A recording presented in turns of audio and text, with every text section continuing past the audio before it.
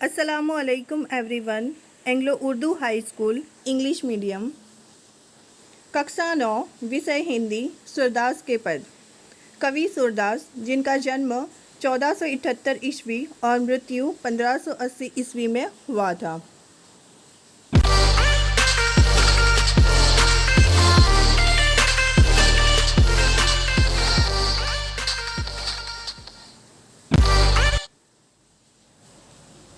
महाकवि सूरदास जी का जन्म कुछ लोगों के मतानुसार दिल्ली के पास सीही नामक गांव में हुआ था। कई लोगों का मानना है कि इनका जन्म मथुरा के पास रुकना या रेणुका क्षेत्र में हुआ था। इनका जन्मांध होना भी विवादास्पद है। वल्लभाचार्य इनके गुरु थे। इनकी प्रेरणा से वे श्रीनाथ जी मंदिर में कृष्ण की लीलाओं से संबंधित पदों की रचना करते थे। ये श्री कृष्ण के अनन्य भक्त थे। वात्सल्य एवं श्रृंगार रस के वर्णन में वे अद्वितीय थे।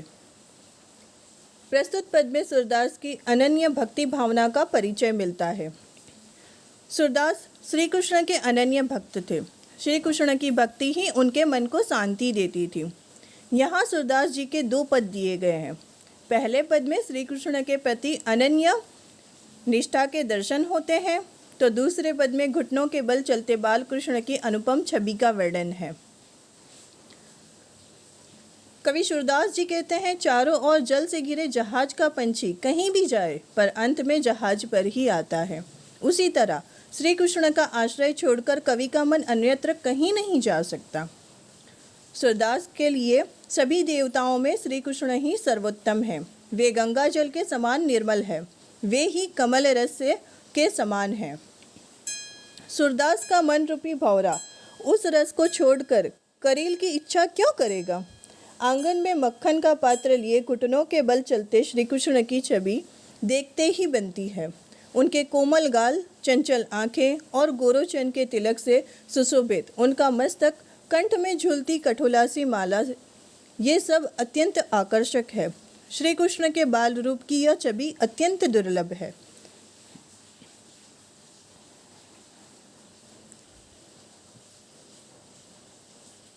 मेरो मन अनत कहाँ सुख पावे, जैसे उड़ी जहाज को पंछी फिरी जहाज पर आवे।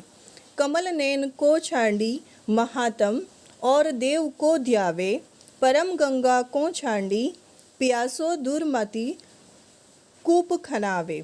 जिहि मधुकर अम्बुज रस चाखियो, क्यों करील फल भावे। सूरदास प्रभु काम धेनु तजी, छेरी कौन दुहावे। सूरदास जी कहते हैं कि मेरा मन श्री कृष्ण के सिवाय और कहीं सुख नहीं पाता।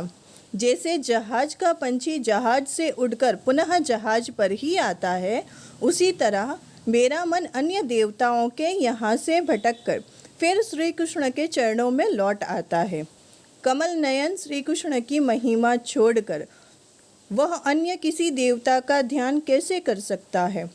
यदि कोई प्यासा व्यक्ति पवित्र गंगा जल को छोड़कर अपनी प्यास बुझाने के लिए कुआं खुदवाए तो उसे मूर्ख ही कहा जाएगा।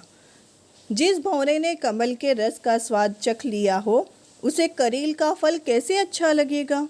सूरदास जी कहते हैं कि मेरे प्रभु तो कामधेनु के समान है, उन्हें छोड़कर बकरी को कौन दुहेगा।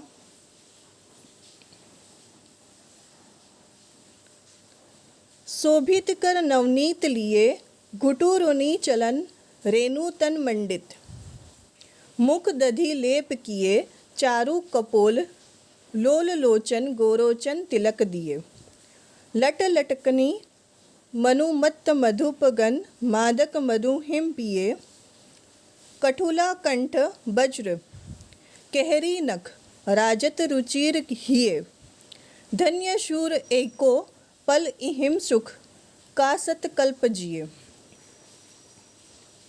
कर, कर का मतलब होता है हाथ। नवनीत, यहाँ पर नवनीत का मतलब है मक्खन। रेणु, धूल। मंडित का मतलब होता है सुशोभित। हाथ में मक्खन लिए हुए बाल श्री कृष्ण अत्यंत सुंदर लग रहे हैं। वे घुटनों के बल चल रहे हैं। उनके शरीर पर धूल लगी हुई है और मुख में मक्खन लगा हुआ है, उनके गाल सुंदर और नेत्र चंचल है, उनके माथे पर गोरोचन का तिलक लगा हुआ है, उनके सिर के दोनों ओर लटें झूल रही है, वे मस्त मधु पीकर मस्त हुए भौरों के समान लग रही है।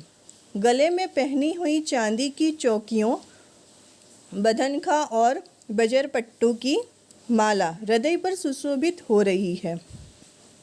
सूरदास जी कहते हैं कि बाल कृष्ण की इस छवि को देखने का सुख एक पल के लिए भी मिल जाए तो भी जीवन धन्य हो जाए, फिर 100 कल्प तक जीने का कोई अर्थ नहीं।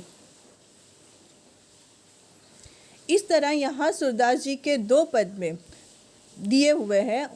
पहले पद में उनकी श्री कृष्ण के प्रति अनन्य निष्ठा के दर्शन हुए, तो दूसरे पद में घुटनों के बल जो बाल कृष्ण चल रहे हैं उनकी अनुपम छवि का वर्णन किया है। Thank you.